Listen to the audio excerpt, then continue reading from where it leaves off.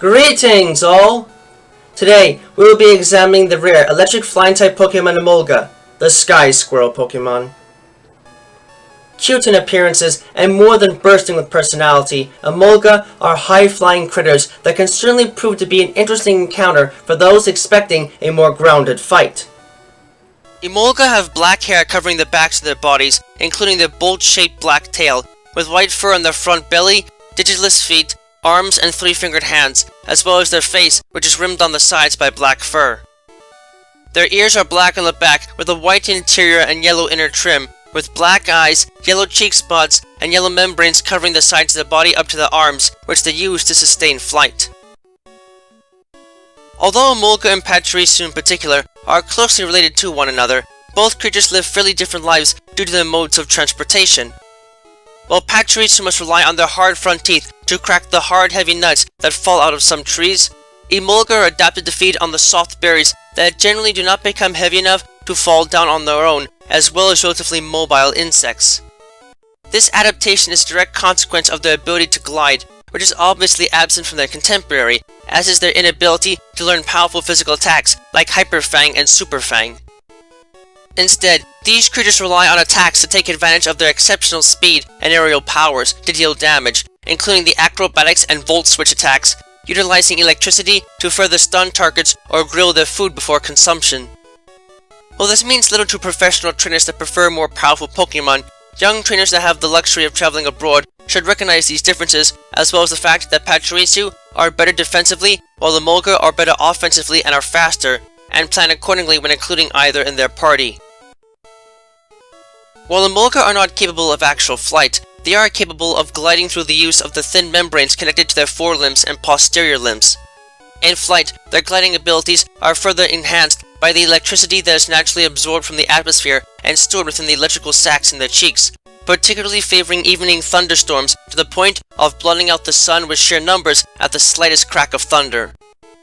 By pumping a steady current of electricity through their membranous wings, Emolga are able to produce a strong electromagnetic field that lightly repulses against the Earth's own. This in turn extends their gliding time by as much as several seconds, while they discharge crackling electricity towards bird Pokemon to keep them at a fair distance away, leaving any organic food resources within a reachable distance for them to consume and them alone. Unfortunately, this boost is not helpful enough to allow Emolga to escape from many predators, nor is their choice to nest within holes carved by Pokemon like Pick-a-Peck, partially explaining why they are particularly rare even within their native environments. This rarity is also believed to be partly due to humans harvesting the few types of berry trees that naturally grow in their native regions too much, leaving Emolga with few food resources and little else in the way of survival choices. This is also not helped by the fact that they tend to be greedy when feasting on sweet berries and may stuff so many into their mouth that they cannot glide properly. Thankfully, efforts are currently underway to increase the amount of berry trees present in the regions they occupy in the hopes that will help the species recover. Whether or not this proves to be of use, however, will take some time to tell. From this, however, it is important to note that the electromagnetic field they produce in flight also leaves their bodies coursing with electricity, granting them access to static as their only base ability, though those that can turn the tables on others and use the electricity siphoning attributes to absorb incoming electrical attacks can also have motor drive as a hidden ability.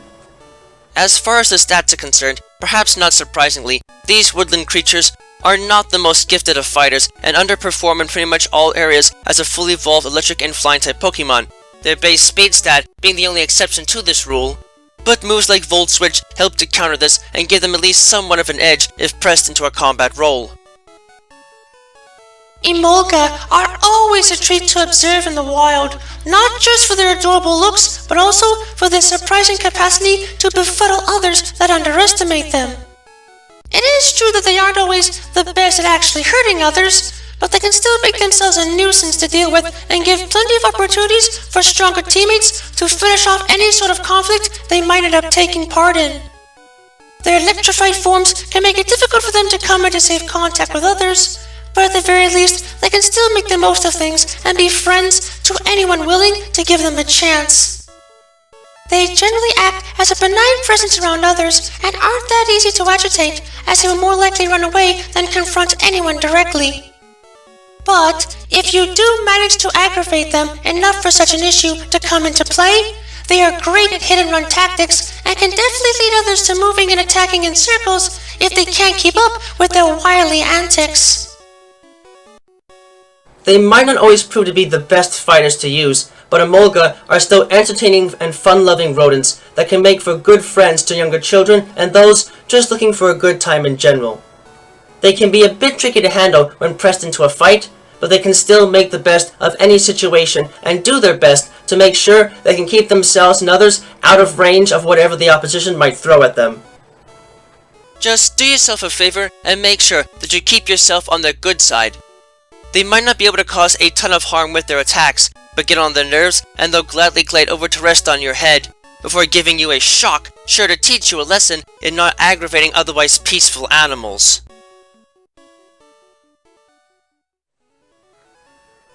Thank you all for watching this video. It is always a pleasure to help teach others about the world of Pokemon and the many facets of it that exist in both the world we call home and the world they call home.